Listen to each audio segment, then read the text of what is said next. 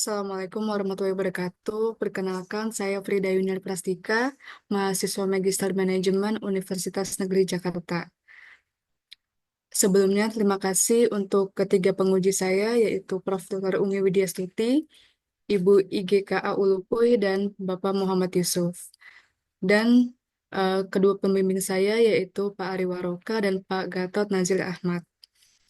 Saya akan mempresentasikan tesis saya yang berjudul Pengaruh Managerial Overconfidence terhadap kinerja perusahaan yang dimediasi oleh strategic risk-taking dan dimoderasi oleh corporate governance. Berikut merupakan fenomena yang ada dalam penelitian saya, di mana situasi kondisi bisnis akhir yang penuh ketidakpastian dan rentan akibat COVID-19 telah memaksa para CEO dan tim manajemennya untuk mengelola kinerja perusahaan seoptimal mungkin. Menurut McKinsey 2023. Lalu, overconfidence merupakan salah satu atribut CEO yang mendapat perhatian besar dari para ahli karena hal tersebut dapat mempengaruhi kemampuan CEO dalam mengambil keputusan menurut Heavy et al. 2022. Sehingga, kepercayaan diri menjadi salah satu karakteristik yang penting karena pada tingkat tertentu hal ini dapat membantu menjaga perusahaan dengan sukses, menurut Johnson and Fowler 2011.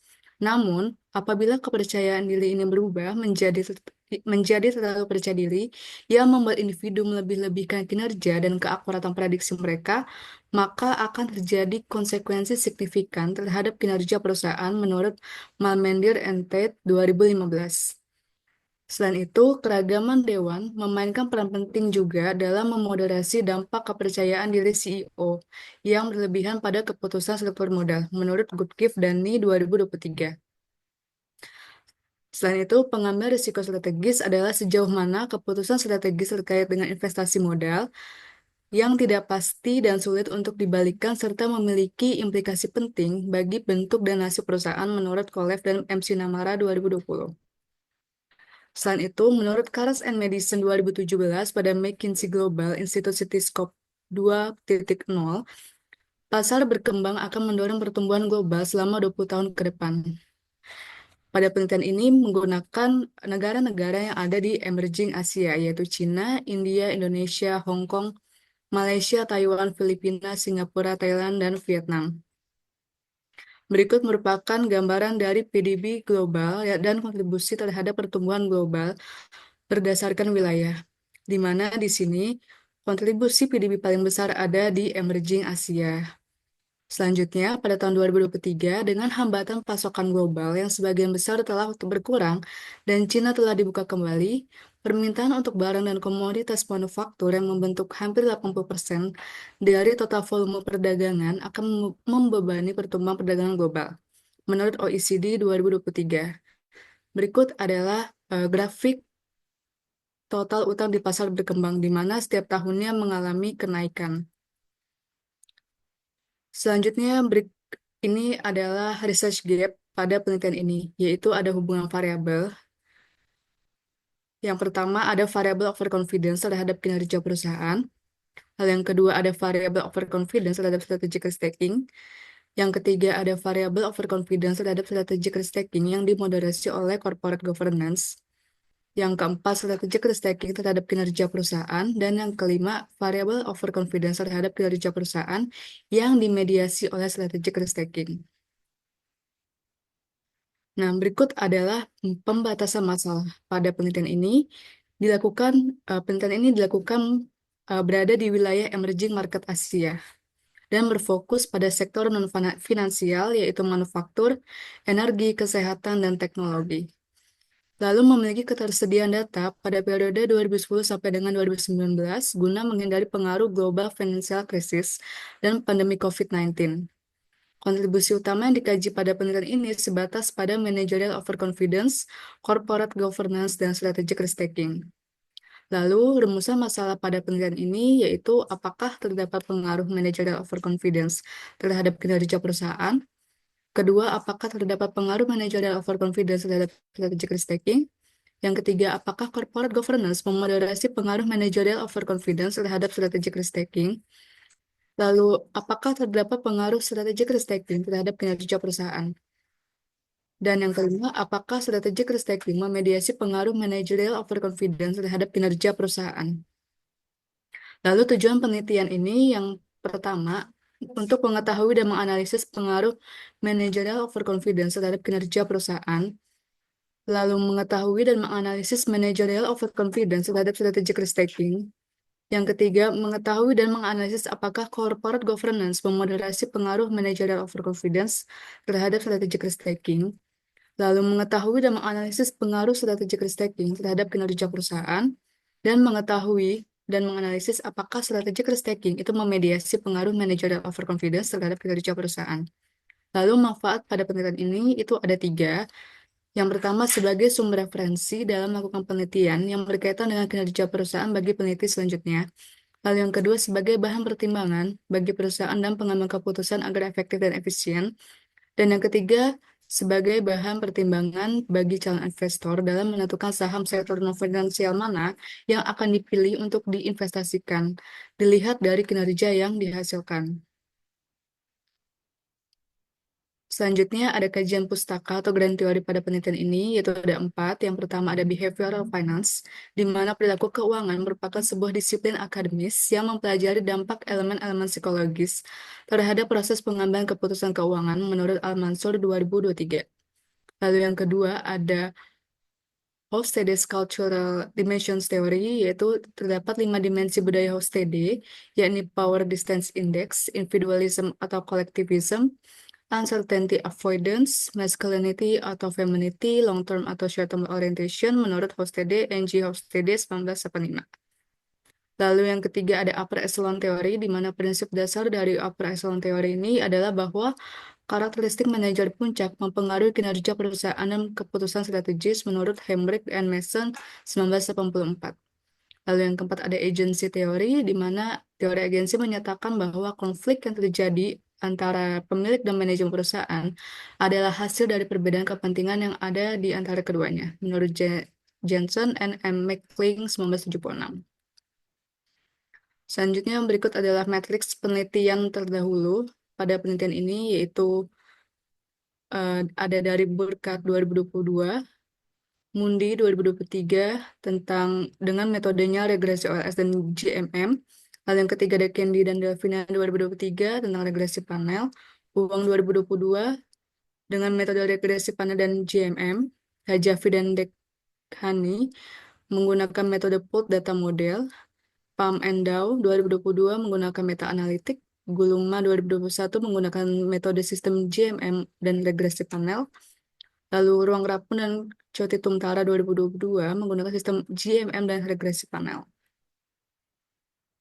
Berikut adalah hipotesis penelitian yang ada dalam penelitian ini, yaitu ada 11.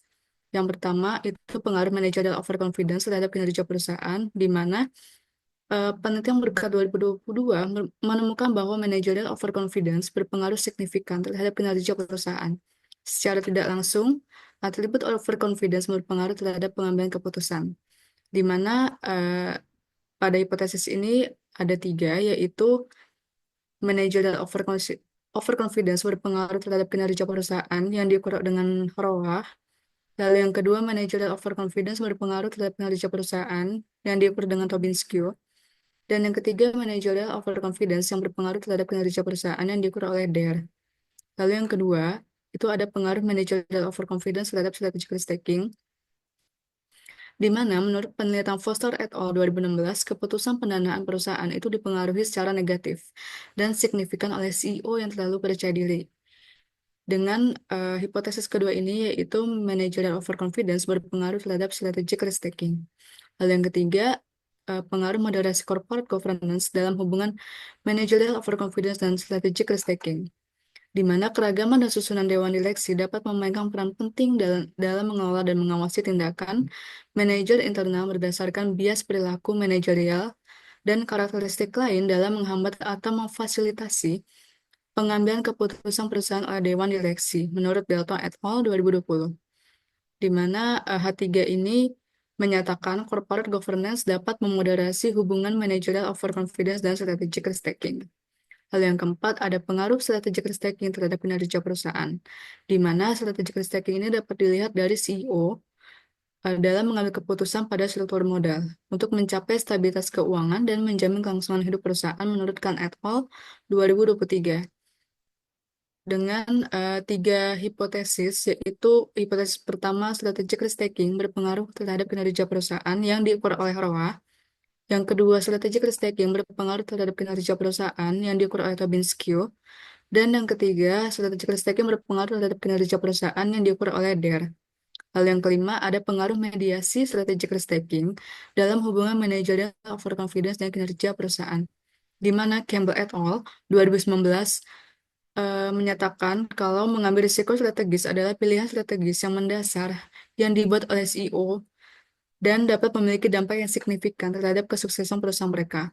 Di mana ada tiga juga hipotesis dari variabel ini, yaitu yang pertama, strategic risk taking dapat memediasi hubungan managerial overconfidence dan kinerja perusahaan yang diukur oleh ROA. Lalu yang kedua, strategic risk taking dapat memediasi hubungan managerial overconfidence dan kinerja perusahaan yang diukur oleh Tobin Skew.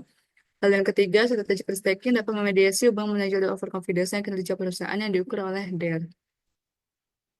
Berikut adalah kerangka penelitian pada penelitian ini, yaitu managerial overconfidence, lalu strategic risk taking sebagai mediasi dan firm performance sebagai variabel dependennya, lalu corporate governance sebagai variabel moderasi, di mana masing-masing variabel ini menggunakan beberapa proksis. Seperti managerial overconfidence itu menggunakan tiga proksis, yaitu reinvestment rate, dividend retention ratio, dan return on invested capital. Lalu corporate governance itu menggunakan 5 proxy, yaitu gender diversity, age diversity, board independence, board size, dan the duality of CEO and chairperson. Lalu strategic risk taking itu menggunakan 4 proxies, yaitu debt to asset ratio, R&D expenditure, capital investment, dan firm risk. Lalu firm performance itu menggunakan 3 proxy, yaitu ROA, Tobin Skew, dan DER.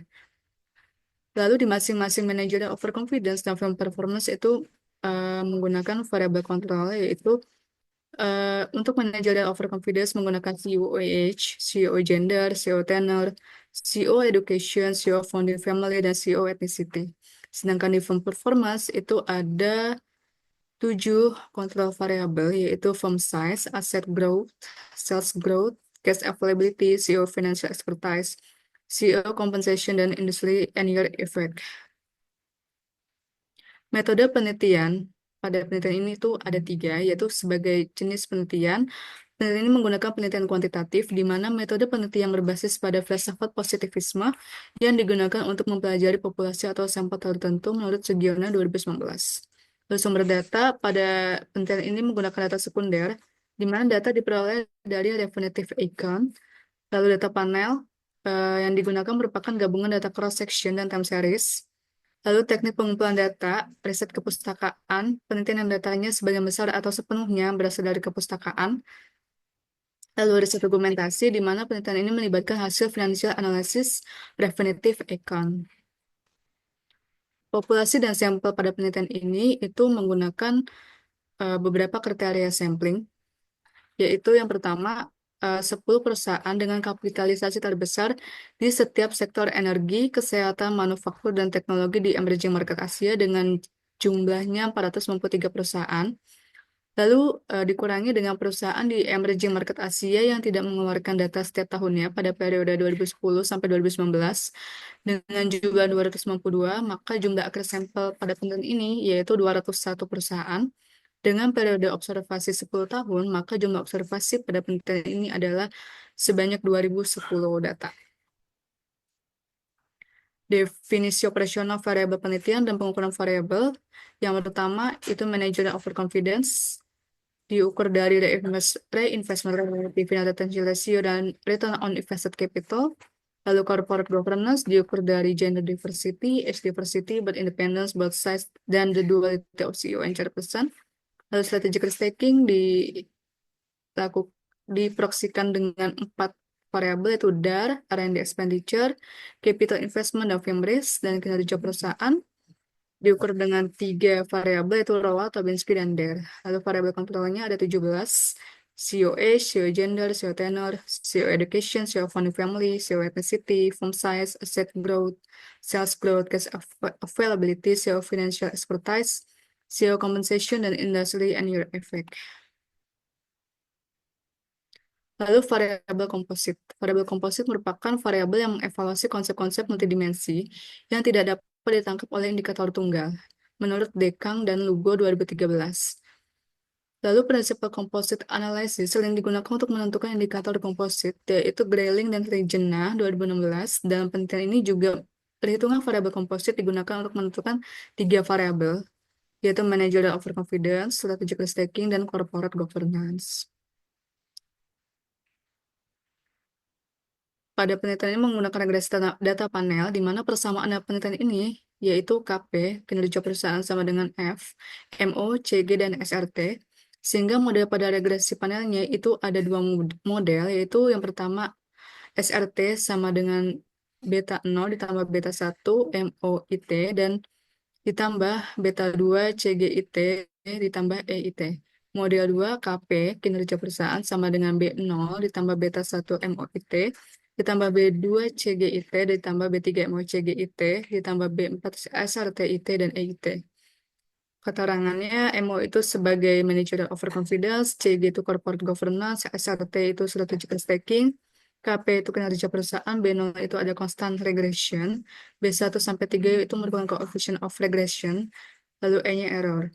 Lalu proses penelitian ini itu dimulai dari estimasi model, pemilihan model, asumsi klasik, dan pengujian hipotesis, di mana estimasi model itu menggunakan common effect model atau fixed effect model dan random effect model. Lalu pada pemilihan modelnya itu menggunakan uji Chow, uji Hausman, dan uji Lagrange multiplier. Asumsi klasiknya itu menggunakan 4 uji, yaitu uji normalitas, multikolinearitas, uji heteroskedastisitas, dan uji autokorelasi. Lalu pengujian hipotesis yaitu uji t-test, uji moderasi, uji mediasi, dan uji koefisien determinasi. Lalu hasil dan pembahasan pada penelitian ini yang pertama adalah gambaran umum penelitian, yaitu penelitian ini menggunakan wilayah-wilayah yang ada di emerging market Asia, lalu diambil dari 10 kapitalisasi terbesar dan pada periode 2010 sampai dengan 2019. Untuk kriteria sampingnya sudah disampaikan di sebelumnya. Statistik deskriptif ini merupakan statistik deskriptif pada penelitian ini, yaitu pada variabel ROA itu mean atau rata-ratanya itu kurang dari standard deviation. Lalu Tobin skew itu mean-nya 0,224, kurang dari standard deviation yaitu 0,485. DER itu 0,902, lebih besar dibanding standard deviation-nya. Lalu MO, Manager Overconfidence, di mana mean-nya 0,168 itu kurang dari 0,139. Sorry, lebih besar daripada standard deviation-nya 0,139. Lalu untuk CG, Corporate Governance, itu rata-ratanya lebih dari standard deviation. Untuk SRT, 0,369 lebih besar daripada standard deviation yaitu 0,158. Untuk penjelasannya akan ada di penjelasan berikutnya.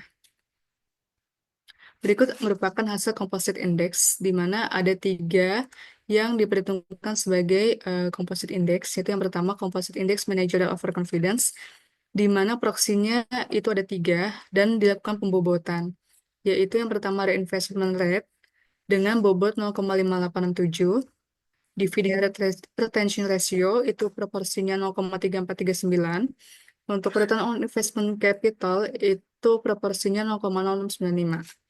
Lalu selanjutnya ada corporate governance, di mana proksinya ada 5, dengan dilakukan pembobotan, maka age diversity-nya itu bobotnya 0,3, gender diversity itu proporsinya 0,2638, board independence itu proporsinya 0,1954, board size itu proporsinya 0,1379, dan CEO duality itu proporsinya 0,0932.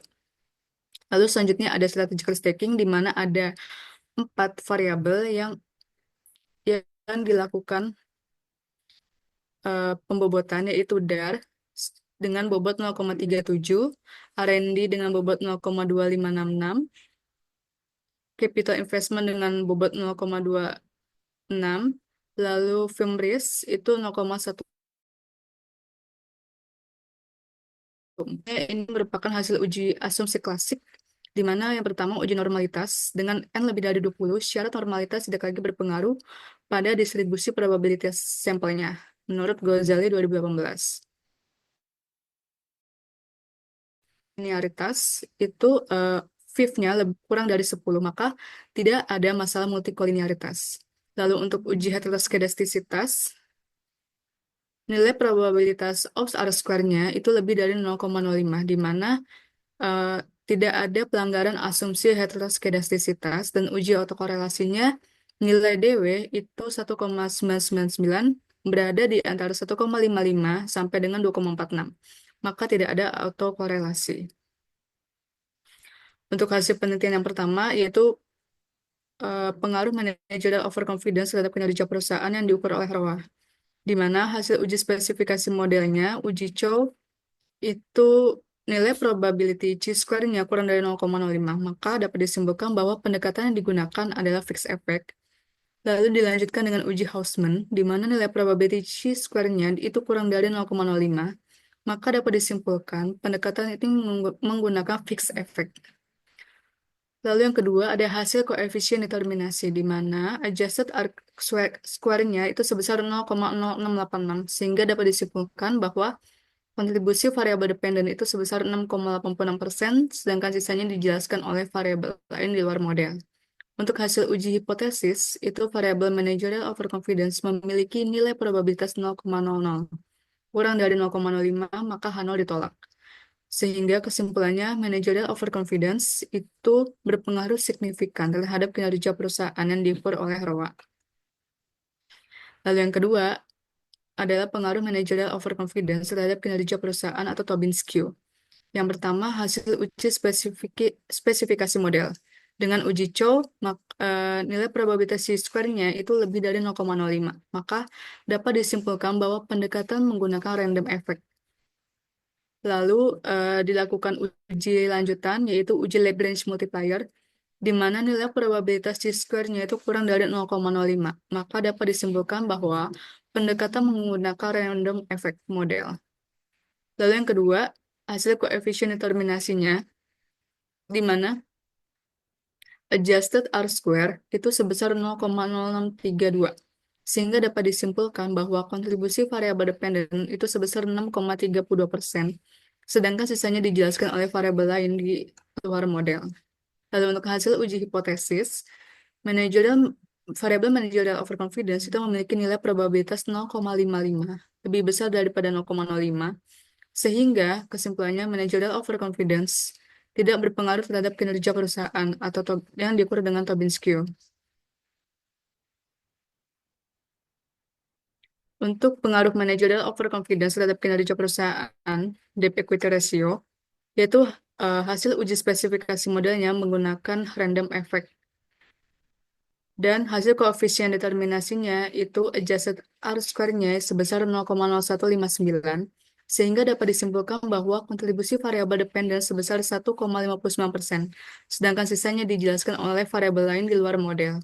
Lalu yang ketiga ada hasil uji hipotesis, di mana eh, variabel managerial overconfidence itu memiliki nilai probabilitas 0,357, lebih besar daripada 0,05, maka managerial overconfidence itu tidak berpengaruh terhadap kinerja perusahaan yang diukur oleh DER.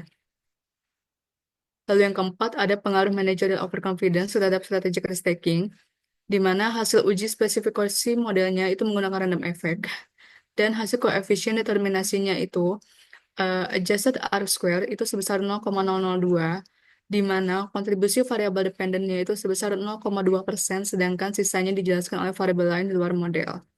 Untuk hasil uji hipotesisnya, variabel managerial overconfidence itu memiliki nilai probabilitas 0,023 kurang dari 0,05, maka kesimpulannya managerial overconfidence itu berpengaruh signifikan terhadap strategic risk taking. Yang kelima, pengaruh managerial overconfidence terhadap strategic risk taking dimoderasi oleh corporate governance. Yang pertama, hasil uji spesifikasi modelnya, di mana model yang digunakan adalah random effect. Lalu yang kedua, hasil koefisien determinasinya yaitu adjusted R-squaring-nya sebesar 0,0159, di mana eh, kontribusi variabel dependen itu sebesar 0,84%, sedangkan sisanya dijelaskan oleh variabel lain di luar model. Lalu untuk hasil uji hipotesis, variabel managerial overconfidence ini dimoderasi oleh corporate governance dan memiliki nilai probabilitas 0,002 kurang dari 0,05 yang dapat disimpulkan bahwa managerial overconfidence itu terhadap strategic risk taking mampu dimoderasi oleh corporate governance. Lalu yang keenam, pengaruh strategic risk taking terhadap kinerja perusahaan yang diukur oleh ROA, di mana hasil uji spesifikasi modelnya itu menggunakan random effect model. Dan yang kedua, hasil koefisien determinasinya menunjukkan bahwa adjusted R-squaring-nya itu sebesar 0,0687, yang dapat disimpulkan bahwa kontribusi variabel dependen itu sebesar 6,87%, sedangkan sisanya dijelaskan oleh variabel lain di luar model. Lalu yang ketiga, hasil uji hipotesis, yaitu variabel strategic risk taking, memiliki nilai probabilitas 0,051 yang lebih besar daripada 0,05, sehingga dapat disimpulkan bahwa strategic risk taking itu tidak berpengaruh terhadap kinerja perusahaan yang diukur oleh ROA. Lalu yang ketujuh, ada pengaruh strategic risk taking yang terhadap kinerja perusahaan yang diukur oleh Tobin-Skew, di mana hasil uji spesifikasi modelnya itu menggunakan random effect. Lalu yang kedua, hasil koefisien determinasinya menunjukkan bahwa adjusted R-square-nya itu sebesar 0,005, sehingga dapat disimpulkan bahwa kontribusi variabel dependennya itu hanya 0,05%, sedangkan sisanya dijelaskan oleh variabel lain di luar model. Dan hasil uji hipotesisnya, variabel strategic risk taking ini memiliki nilai probabilitas 0,005, kurang dari 0,05. Sehingga strategic risk taking ini tidak berpengaruh terhadap kinerja perusahaan yang diukur oleh Tobin-Skew. Lalu yang kedelapan, pengaruh strategic risk taking ini terhadap kinerja perusahaan yang diukur oleh DER. Pertama, hasil uji spesifikasi modelnya menggunakan random effect model, dan yang kedua, hasil koefisien determinasinya menunjukkan bahwa adjusted R-square itu sebesar 0,0487, sehingga dapat disimpulkan bahwa kontribusi variabel dependennya hanya 4,87% dan sisanya dijelaskan oleh variabel lain di luar model. Dan hasil uji hipotesisnya, variabel strategic risk taking ini memiliki nilai probabilitas 0,8837 lebih besar dari 0,05, maka dapat disimpulkan bahwa strategic risk taking ini tidak berpengaruh terhadap kinerja perusahaan yang diukur oleh DER. Lalu yang kesembilan, pengaruh managerial overconfidence terhadap kinerja perusahaan diukur dari return on asset yang dimediasi oleh strategic risk taking, di mana hasilnya terhitung itu lebih besar dibanding T-tabel. Sehingga kesimpulannya, strategic risk taking ini mampu memediasi pengaruh managerial overconfidence terhadap kinerja perusahaan yang diukur oleh ROA. Lalu yang ke-10, ada pengaruh managerial overconfidence terhadap kinerja perusahaan yang diukur oleh Tobin-Skew yang dimediasi oleh strategic risk taking. Dan dapat dilihat hitungnya lebih besar dibanding T-tabel, sehingga strategic risk taking ini mampu memediasi pengaruh managerial overconfidence terhadap kinerja perusahaan yang diukur oleh Tobin-Skew. Lalu yang ke-11, pengaruh managerial overconfidence terhadap kinerja perusahaan yang diukur oleh debt to equity ratio yang dimediasi oleh strategic risk taking, di mana dapat dilihat hitungnya lebih kecil dibanding T-tabel, sehingga pada kesimpulannya strategic risk taking tidak mampu memediasi pengaruh managerial overconfidence terhadap kinerja perusahaan yang diukur oleh DER. Implikasi penelitian ini yang pertama ada implikasi teoritis, yaitu pada variabel managerial overconfidence mensupport teori behavioral finance dan teori Hofstede, di mana pada teori behavioral finance, overconfidence diklasifikasikan sebagai salah satu kesalahpahaman pengambilan keputusan yang menghambat pengambilan keputusan yang masuk akal, menurut Burkhardt 2022.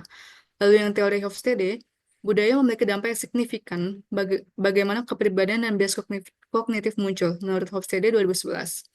Untuk corporate governance menggunakan teori agensi, di mana corporate governance yang baik itu terbukti dapat memoderasi dampak negatif dari managerial overconfidence terhadap kinerja perusahaan menurut Chen et al. 2019. Lalu yang ketiga, strategic risk taking itu mendukung teori upper echelon, di mana karakteristik manajer puncak itu mempengaruhi kinerja perusahaan melalui keputusan strategis.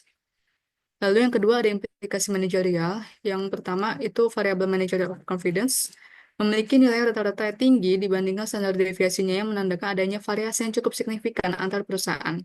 Lalu adanya teori keputusan perilaku baru yang melihat CEO terlalu percaya diri itu dengan cara yang lebih positif.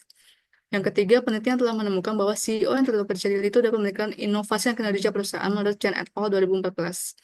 Lalu yang kedua, ada corporate governance. Dengan nilai rata-rata yang lebih tinggi dari standar deviasi tata kelola perusahaan di banyak perusahaan dalam sampel ini dapat dianggap cukup baik. Corporate governance yang efektif dapat mempengaruhi dampak negatif dari managerial overconfidence. Lalu yang ketiga ada strategic risk taking, di mana nilai rata-ratanya untuk strategic risk taking ini tinggi dibandingkan dengan standar deviasinya, memperlihatkan adanya perbedaan besar dalam pendekatan perusahaan terhadap pengambilan risiko. Kesimpulannya, untuk variabel managerial overconfidence terhadap kinerja perusahaan yang diukur oleh ROI itu berpengaruh, lalu terhadap kinerja perusahaan yang diukur oleh Tobinski itu tidak berpengaruh, lalu terhadap kinerja perusahaan yang diukur oleh DR itu tidak berpengaruh, terhadap strategic risk taking itu berpengaruh, eh, moderasi corporate governance itu mampu memoderasi, terhadap kinerja perusahaan, ROI itu berpengaruh, strategi risk-taking terhadap kinerja perusahaan yang diukur oleh Tobinski itu tidak berpengaruh, terhadap kinerja perusahaan yang diukur oleh DER itu tidak berpengaruh, lalu mediasi untuk kinerja perusahaan yang diukur oleh ROI itu mampu memediasi, Tobinski juga mampu memediasi, lalu untuk uh, strategi risk-taking yang memediasi DER itu tidak mampu. Saran untuk penelitian ini yaitu yang pertama, menggunakan variabel-variabel independen lainnya yang dapat mempengaruhi kinerja keuangan di sektor manufaktur, energi, kesehatan, dan teknologi, menggunakan tambahan variabel intervening atau variabel moderasi untuk lebih mengeksplor hasil penelitian yang lebih luas mengenai kinerja keuangan. Lalu yang ketiga, memperluas periode penelitian dan melakukan pemilihan sampel yang berdasarkan kriteria tertentu. Lalu yang keempat, menggunakan metode analisis lain atau mengkombinasikan beberapa metode analisis agar diperoleh hasil penelitian lebih beragam. Sekian presentasi saya untuk tesis untuk penelitian ini. Terima kasih. Wassalamualaikum warahmatullahi wabarakatuh.